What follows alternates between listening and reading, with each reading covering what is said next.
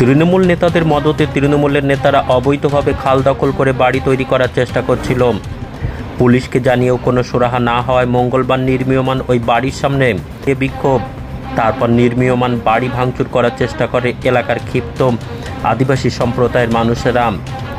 এই ঘটনাকে কেন্দ্র করে তীব্র চাঞ্চল্য ছড়িয়েছে নেজার থানার অন্তর্গত কানমারির ঘাসিপাড়া এলাকার ঘটনা। এলাকায় আদিবাসী সম্প্রদায়ের মানুষদের অভিযোগ, এই এলাকার কিছু তৃণমূল নেতার মদতে অবৈধভাবে খাল দখল করেছে। এলাকার মানুষদের ভয় দেখিয়ে প্রাণনাশের হুমকি দিয়ে খালে তারা মাটি ফেলে ভরাট করছে, এমনকি সেখানে বাড়ি তৈরি করারও চেষ্টা করছে। তারই প্রতিবাদে নির্মীয়মান ওই বাড়ির সামনে এলাকার মহিলারা বিক্ষোভ দেখায়।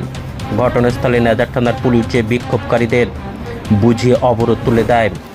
এমএস নিউজ বাংলা চ্যানেলের পরবর্তী খবর সবার আগে পেতে ইউটিউবে চ্যানেলটি সাবস্ক্রাইব করুন, ফেসবুক পেজ ফলো করুন, ফলো বাটন ক্লিক করুন, সেই সঙ্গে খবরটি ফেসবুকে প্রচুর পরিমাণে শেয়ার করুন। আজকে আমাদের বাড়িতে পাশাপাশি মানে রাস্তায় বেরোনোর মতো না, বা রাস্তার পাশ থেকে গেলে তারা হুমকি দিচ্ছে, বাড়ি শাঁখা চুড়ি খুঁজছে, খালের ধারে যাবে তাদের শাঁখা চুড়ি খুলে বাড়িতে রেখে যাবে, এভাবে বলছে। তারপর বলছে যে আমাদের বাড়ির মানে কর্তৃপক্ষ যারা তাদেরকে বলছে যে কেসের মানে জেল খাটিয়ে ছাড়বো, এইভাবে হুমকি দিচ্ছে।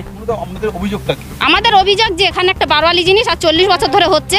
আমরা এই খালটা আর কি বারোয়ালি ছিল, বারোয়ালি যে লিস্ট টাকা হতো সেই লিস্ট টাকা দিয়ে আমাদের পুজো হতো, সেই পুজোটা এখন বন্ধ হতেই চলেছে।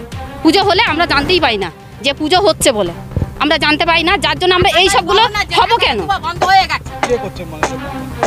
ওই সুকুমার বাড়াই, মৃত্যুন বাড়াই এরাই করছে, ওরা সেই একই পার্টি করে, টিএমসি পার্টি। আমরা চাইছি যেভাবে আমাদের বারোয়ালি জিনিস ছিল সেভাবে আমরা আমাদের দখলে চাই, বারোয়ালি চাই। আমার নাম শ্রাবন্তী সরকার। ওটা ভুল কথা। এই খালটা দীর্ঘদিন আমি আজকে ম্যাক্সিমাম 20 বছর ধরে করে আসছি। খালটা বারোয়ারিকে লিজ দিয়ে আসছি এতদিন ধরে। এবছরে লিজ দিচ্ছি, 10,000 টাকা লিজ দিয়েছি। আমার টাকায় পুজো হয়েছে ওখানে, এবং যে লোক মাটি ফেলে ওখানে আমার দাদা ওই জায়গাটা কিনেছে, পিছনের জায়গা। এবং আমাদের ওখানে বসে ক্লাবে বসে একটা মিটিং হয়েছে, মিটিং হয়ে লিখিত পরিত হয়েছে যে ওখানে দুখানা পুজো হয়, মানে কালী শীতলা পুজো হয় বা মনসা পুজো হয়। দুটো পুজোতে দুটো মানে গান বাজনা দেবে উনি, যেটা খরচা হবে সেটা ওনারই খরচা বহন করবে। সে 15,000 হোক, 25,000 হোক আর 30,000 যেটাই হবে। দুটো অনুষ্ঠানে দুটো যাত্রা দেবে, মনসা যাত্রা বা এই শীতলা যাত্রা যাই হোক উনি দেবে। সেইভাবে লিখিত পরিত হয়ে ওখানে উনি মাটি ফেলেছে, মাটি ফেলে ঘরবাড়ি করছে ওখানে ব্যবসা করার জন্য। এবং ও তো বাড়ি পাকার বাড়ি হচ্ছে না, ওখানে হচ্ছে জাস্ট একটা, ওখানে ব্যবসা করবে, বাঁশ টাঁশের ব্যবসা করবে, ওখানে একটা ঘর থাকবে। এইবার ঘর ও লক্ষ্য নজর থাকবে, তার জন্য একটা বাঁশ খুঁটি সারে ঘর করা হচ্ছে। এইবার সে ও তার ওখানে পাকা বাড়ি করছে না, ইমারত গাড়ছে না। ওদের ভুল বোঝানো হয়েছে যে জায়গা দখল করে নিচ্ছে, অথচ বারোয়ারি ওখানে যে ক্লাবটা বারোয়ারি আছে বা বারোয়ারি সংলগ্ন ক্লাব আছে, তারা বসে সেই লোকের সঙ্গে একটা লিখিত পরিত করে নিয়েছে যে বছরে দুটো অনুষ্ঠান হয়, দুটো অনুষ্ঠানে গান বাজনা খরচা আপনাকে দিতে হবে, এই বলে শর্তে তারা সে লোকেও রাজি হয়েছে। সেইভাবে ওখানে কাগজপত্র করা আছে। দেখুন,